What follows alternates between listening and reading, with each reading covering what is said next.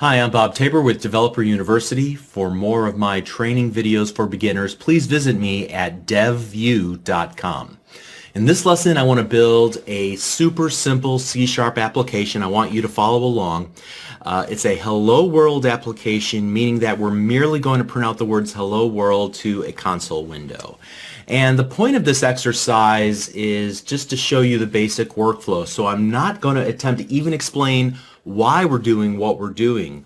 The focus will be on what I'm going to do next and how I'm doing it. In other words, I want you to focus on the basic workflow. That'll be the same for all the applications we'll build in this course and pretty much every application you'll ever build using C#. Things like how to create a new project. Where do you type in your C# code? How do you test your application to make sure that it's running correctly? And what do you do whenever you have an error in your code? How do you save your project? Things of that nature.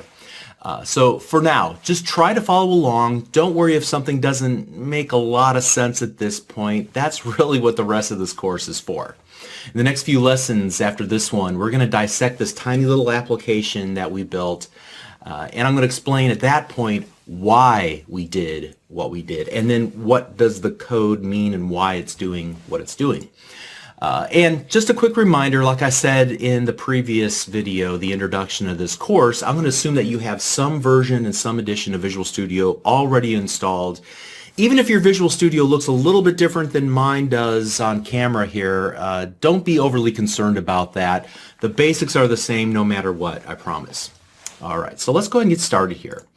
And to begin, we're going to create a new project. There are a number of different ways to do this, but I'm going to keep it simple and go to File, New, Project, and selecting that menu option will open up the New Project dialog. Now, chances are the number of items that you see here in this center part will be dramatically different than the items that I see based on which version and edition of Visual Studio that you have installed.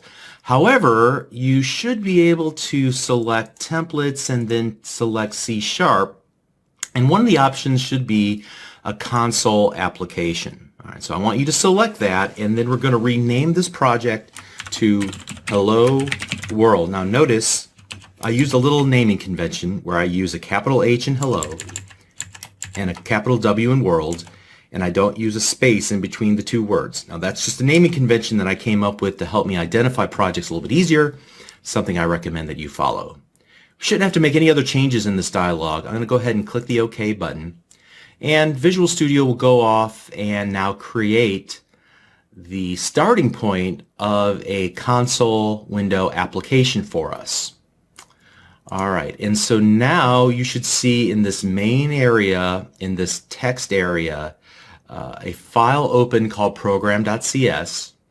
And there's some code here that is already generated for us, boilerplate code. We're going to ignore most of that, except we're going to find this innermost set of curly braces. Now, one of the first things you're going to need to do when you're learning how to develop software is tell the difference between parentheses, curly braces, square brackets, angle brackets, and I don't know that I left out any, okay? But here we want the curly braces, look like little mustaches turned on their side. These are important. And I want to go inside of those two, that opening and closing curly brace, and make some room for ourselves. This is where we're going to type our code. So it's approximately line 13 and 14, at least in my copy of Visual Studio. And then I'm going to type in the following. I type in console, and you may notice now this little window pops up below what I'm typing. You can safely ignore that for now. Eventually this becomes our best friend, but for now it might kind of be distracting and get in the way. Just try to ignore it and type in everything by hand to the best of your ability. Console, and then I want to use the period on the keyboard. I'm going to call it the dot. So console dot, and then capital W, right, capital L, line. Next I'm going to use an opening and closing parenthesis. So that's not a curly brace. These are just the like the characters you would use for a smiley face in an emoticon, okay? And then inside of there, I'm going to use the arrow keys on my keyboard to kind of navigate around here. I'm going to go inside of the opening and closing parenthesis, and I'm going to use two double quotes, so it should look like that. All right. make sure you don't use single quotation marks like that. That's not what we want. We want double quotation marks like that. Okay? And inside of there, we're going to type in the words hello and world. All right? So make sure that you have an open parenthesis, a double quote, the words hello world, then another double quote, then another parenthesis, a closing parenthesis, and then at the very end of this line I'm going to use a semicolon, and it looks like that. All right, so it's not a colon and it's not a comma. All right, it looks like that. All right, and then I'm going to use the enter key on my keyboard to go to the next line. I'm going to type in console dot capital read capital L in line opening and closing parenthesis. Now you may have noticed that as you type in the opening parenthesis, that Visual Studio will automatically type in a closing word for you. Don't let that throw you. You can continue just to type through that, but make sure that you have exactly what I've typed into my code window here for these two lines of code. Make sure that the capitalization is correct. Make sure that you're using a period, not a comma, for the little mark that comes after the word console. Make sure you're using parentheses and not some other type of bracket or brace, and then make sure that both lines of code end with a semicolon. All right. So the next thing that I want to do is save my project. So I'm going to go, and there are a number of different ways to do this in Visual Studio. Again, I'm going to keep it simple and go to File, Save All. All right. And then the next thing I want to do is now see my application actually running. And so to do that, I can either find this little green arrow, this little green triangle that has the word start next to it, or if I don't see that, by default in my little toolbar here at the top, I can go to debug and select start debugging. Either way should work. I'm going to go ahead and click that. And you'll notice that some windows pop up and Visual Studio changes its appearance a little bit. Now off to the side of my screen, the console window popped up and we see the words Hello World with a blinking cursor below it. I'm just going to hit the enter key on my keyboard, and then the console window disappears and I'm back into Visual Studio, kind of resets itself, and we're successful, right? However, maybe your experience wasn't successful. Maybe you saw an error message. So what I want to do is take a moment and look at some common errors that people that are new to C# might run into and how to remedy them. And this is a good opportunity to learn some of the syntax rules of C# as we make mistakes. Okay, so I'm going to pause the video, make a mistake, and then we'll talk about it, pause it, and so on. All right, so when you attempted to start the application, you may have seen a little dialog pop up from Visual Studio that says there were build errors. Would you like to continue and run the last successful build? Always select no for that, okay? And what you'll see next is a list of errors. Now, in some cases, the error messages will be obvious to you and they'll make a lot of sense. Sometimes they won't, like the verbiage might be something we're just not familiar with yet. Invalid token in class struct or interface, what does that mean? Okay, so typically what you can just do is double click on these and it'll put your mouse cursor on the line where the problem is. Notice that Visual Studio also gives you another visual way to tell that there's a problem with your code. It gives you this little red squiggly line. Sometimes you'll see a blue squiggly line. They're a little bit different, but essentially this is an area of the code that probably deserves your attention, something you need to fix. Now in this particular case, the problem is that we didn't type our code in between the innermost opening and closing curly braces. And so this is an issue with regards to defining a code block in C# or a block of code. So different C# commands belong in different kinds of code blocks. And I'm going to spend a lot of time in this course talking about the different types of code blocks and what belongs in each type of code block. But to remedy this issue, what you need to do, use your mouse and just kind of drag and highlight these two lines, or you can use the Shift key on your keyboard and the arrow keys to kind of highlight that area, hit Control X, then move up in between the opening and closing curly brace and paste Control V, that code in there, and then it should run correctly at that point. All right. So that teaches us the first thing about C#. It matters where we type our code. All right.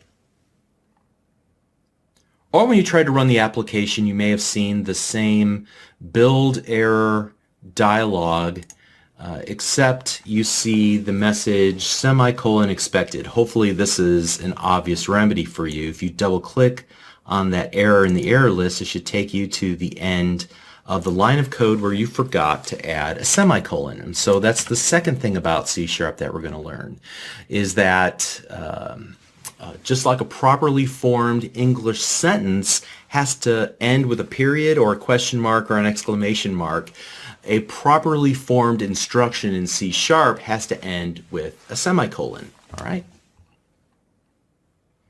Or maybe the error that you saw was something like a syntax error, something expected, the name hello doesn't exist in the current context, the name world doesn't exist in the current context. If you were to double click these, you'll get to the vicinity of the problem, and you'll also see that there's red squiggly lines beneath the words hello and world in between of our parentheses. Now remember, we needed to use double quotation marks around that string of characters hello world. And so alphanumeric characters that we want to literally write to screen or present in some way, we need to surround them with characters that indicate that we want to use this literal string, the string of literal characters. Okay, so to do that we use double quotes. Or perhaps you see the error, something like the name console does not exist in the current context. And you're like, doesn't exist in the current context. You look at the word and you say, well, it looks spelled correctly. Remember that I told you you had to type exactly what I was typing, and so C# is case sensitive, meaning that a lowercase c and an uppercase C mean that you're typing two completely different things into C#. Okay, and that is tricky because many of us are not used to that degree of precision whenever we're communicating. But when communicating with a computer, you have to be precise. So in this case, all we needed to do was change the capitalization of the word console, and we're back in business. Or perhaps you see something like console does not contain a definition for either write line or read line, and again you're looking at it and you're thinking it's spelled correctly. Well, what could the problem be? Here again, capitalization is important. Lowercase r read line is different than uppercase r read line, and lowercase l read line is different than uppercase L read line. Okay, and so again, things have to be spelled correctly and have the correct capitalization in order to be processed correctly by the C# compiler. We'll talk about compilation in the next lesson. Now fortunately, if you're not good at spelling and you're not good at typing and capitalization and you're just not as precise in the way that you would type a letter or an email message or even a text message, fortunately Visual Studio can help you out. There are tools that will help you not only write your code more quickly but also more accurately, and chances are if you utilize those tools, the chances that you will miss some of these really simple syntax things like capitalization will almost be completely eliminated. We'll talk about some of those tools in an upcoming lesson. All right, but assuming that you got all of this to work correctly, you're really well on your way to building applications. You've already crossed over one of the big first steps, and as you undoubtedly learned in this lesson, writing C# code is an exercise in being precise, in precision. And again, fortunately, the Visual Studio IDE will help you out a lot when it comes to that. It will give you clues, and maybe some of the phrases and the words that they use to explain the issue might not be familiar to you yet. With experience, it will be. But generally, it'll point you into the right direction, and with the red squiggly lines in the message, you can typically figure out what the issue is.